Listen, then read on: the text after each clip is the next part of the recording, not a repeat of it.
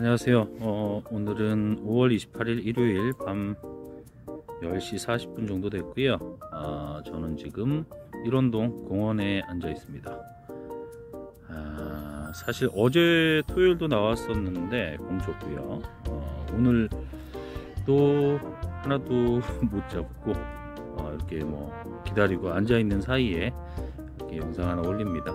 오늘은 이 시간 이후에 제가 어디를 가게 되건 얼마를 벌건 관계없이 제가 지금 진행 중이고 겪고 있는 재판 관련해서 어떤 관련 지식이랄까요? 그거 제가 알게 된 사실 그런 것들을 조금 얘기해 볼까 해요.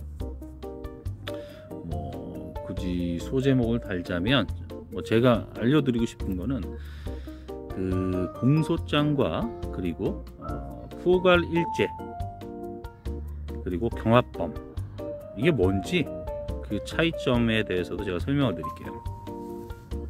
일단 아시는 분 많겠죠. 일단 공소장이라는 것은 검사가 피의자를 기소할 때 재판부에 이제 이 사람은 범죄자이니 재판을 받게 해주세요. 재판을 회부할 때 이 사람이 그 범죄자가 육하원칙에 따라서 어떤 사람이 언제 어디서 어떤 죄를 지었기 때문에 재판에 회부합니다 라고 일목요연하게 쓴 그 기소장이라고 말을 할 수 있을까요? 공소장을 써서 재판을 회부하는 거예요. 상당히 그 내용이 중요하겠죠. 거기에 보면 이제 공소액이 나올 것이고, 사기의 경우에 그리고 폭행이라면은 언제 어디서 누가 누구를 어떤 이유로 어디를 몇 번 때려서 이런 어떠한 상해를 입었다, 이런 내용이 나올 것이고, 또 음주운전의 경우에는 누가 언제 어디서 얼마만큼의 술을 먹고 어디에서 누구를 차로 치여서 어떻게 다치게 했다, 이런 내용이 나오는 게 쉽게 얘기해서 공소장이에요. 그 공소장 내용이 상당히 중요할 수밖에 없죠. 왜냐하면 공소장에 나오는 사기의 경우로 예를 들면 공소액에 따라 그 형량도 정해지고 죄의 죄질이 나쁜지 그것도 어느 정도 판별이 되고요 하기 때문에, 그래서 이제 보통은 재판을 하다 보면은 피고인 측, 그러니까 피고인 그리고 변호사 지들 유리한 쪽으로 공소장을 변경하려고 하죠. 예를 들면 사기의 경우에 공소액은 사실 20억이 아니고 우리가 얼마를 줬기 때문에 이미 10억이다 이런 식으로 변경을 요청하고 그런 경우가 많아요.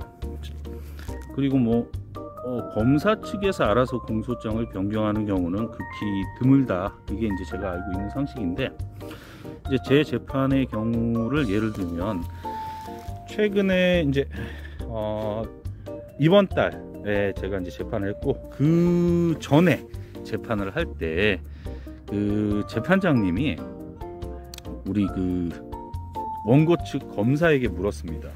자기 판단에는 이 죄가 설명드려야 될 게, 제 사기꾼 같은 경우에는 특경 사기로 먼저 기소가 되었고요.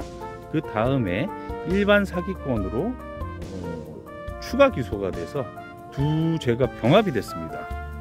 그리고 그 두 병합된 공소장의 피해자는 공이 다 저고요. 자, 그래서 그 우리 재판장님이 이제 검사한테 물었을 때 그 두 번째 추가된 그 공소장에 보면은 그 검사께서 그렇게 써놨더라고요.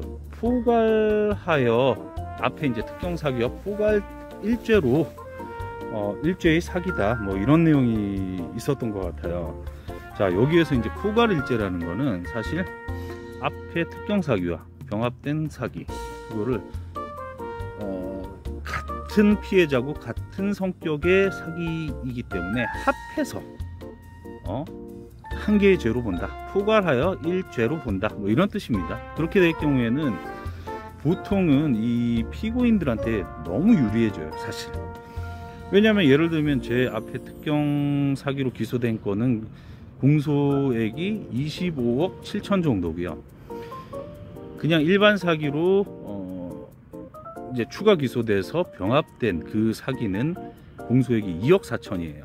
합치면 28억 1천 정도잖아요. 근데 뭐 사실 앞에 특경 사기에 25억 7천 공소액으로 판결을 하고 벌을 주나, 거기에서 2억 4천 더해가지고 뭐 28억 1천만 원으로 뭐 벌을 주나, 그 뭐 얼마나 차이 나겠어요. 그러니까 피고인 측에서는 기를 쓰고 사실은 포괄일죄로 보게 만들려고 하는 거예요. 그게 이제 두 개 죄를 합쳤을 때 애누리를 받는다, 뭐 그런 점이 분명히 있고, 그거를 바라겠죠. 근데 이번 달 제 재판 직전 재판에서 재판장님이 우리 검사에게 물었죠.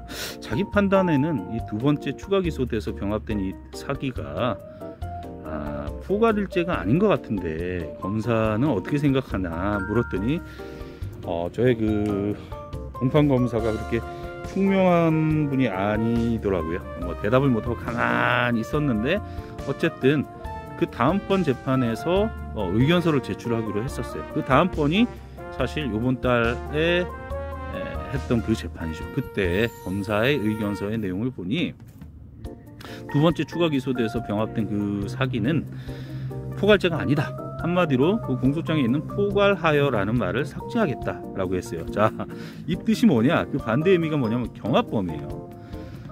피해자는 같지만 사실 앞에 사기와 뒤에 사기, 앞에 이제 특경 사기와 뒤에 일반 사기의 방법과 성격이 틀리기 때문에 뒤에 병합된 죄를 다른 죄로 보겠다는 겁니다. 그 얘기는 뭐냐?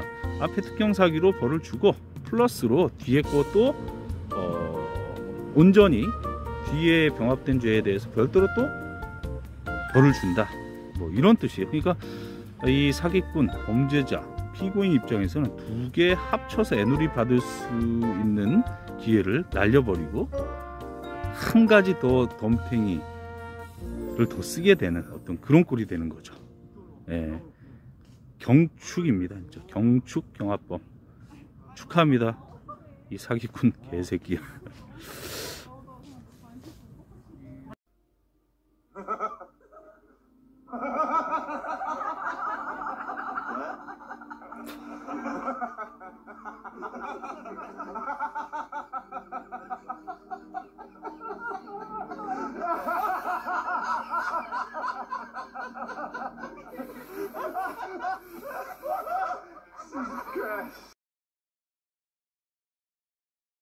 네, 아까 제가 포괄일죄와 경합범을 설명드리면서 두 개를 기소당해서 두 개의 형량, 앞에 거 5년, 뒤에 거 3년, 예를 들면 그게 온전히 앞에 거 5년 받고 뒤에 건 3년 받고 합쳐서 경합범일 때는 8년이 되고, 포괄일죄로 봤을 때는 하나로 보니까 8년이 아니고 애누리를 본다.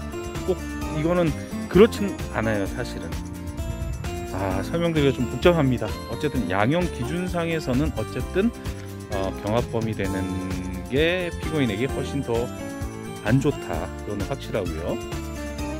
비슷한 개념이 또 헷갈릴 수 있는데, 이 두 개의 죄를 줬을 때 일단 한 개의 죄를 먼저 A 법원에서 재판을 받고 있을 때 다른 법원에서 또 B의 죄로 피고인이 또, 원래 그 범죄자 놈들은 죄가 많잖아요. 그러니까 또 기소가 됐을 때 그거를 먼저 받고 있는 A라는 법원에서의 죄와 그 추가로 기소된 걸 같이 병합해서 재판을 하게 해주세요. 이것도 사실은 그게 이제 병합이에요. 그것도 결국에는 애누리를 받기 위해서, 죄값을 덜 받기 위해서 피고인 측이 병합 신청을 하는 거고요. 취지는 조금 비슷한데 그게 또 형태와 여러 가지 사실은 많이 달라요. 근데 어쨌든 피고인한테 더 유리한 방향이 포괄일죄다, 경합범과 포괄일죄를 봤을 때, 그 말씀을 드리고, 한 가지 예외가 있다는 것도 말씀드릴게요. 사기의 경우에요, 포괄일죄로 하는 것이 오히려 피고인에게 더 훨씬 불리할 경우가 있습니다. 자, 어떤 경우냐면 아까 말씀드렸듯이 사기에서도 상대방 피해액이 5억 이상일 경우에는 특정경제가중처벌법 위반 사기로 해서 기본형이 최저가 3년이 돼요. 죄값이 훨씬 커져요. 그 피해액이 5억 이상이면. 자, 그런데 예를 들어서 피고인이 한 한 피해자에게 사기를 2번 쳤다고 볼게요. 근데 앞에 사기는 피해액이 4억이고 뒤에 거 사기는 2억일 때, 그러면은 뭐 포괄 일죄로 보면 이게 하나의 죄로 봐버리니까, 그러면은 4억 더하기 2억 하면은 특경 사기의 기준이 5억을 넘잖아요. 그러면 오히려 경합범으로 봐서 특경 사기가 아닌 4억죄와 2억짜리 사기 두 건으로 경합범으로 진행하는 게 피고인들한테 훨씬 유리하다는 거예요. 그게 합쳐져서 특경으로 하면 5억이 넘으니까 더 크게 죄를 받게 되는 경우다. 사실 뭐 사기에서 좀 예외적으로 있을 수 있는 경우고, 보통은 여러 가지 원래 그 사기꾼 놈들, 뭐 범죄자들 온갖 놈들 다 있죠. 마약하는 놈, 보이스피싱, 사기꾼, 폭력, 폭행, 강간, 뭐 온갖 쓰레기들 많잖아요. 그 쓰레기들은 또 죄가 하나가 아니고 여러 개거든요.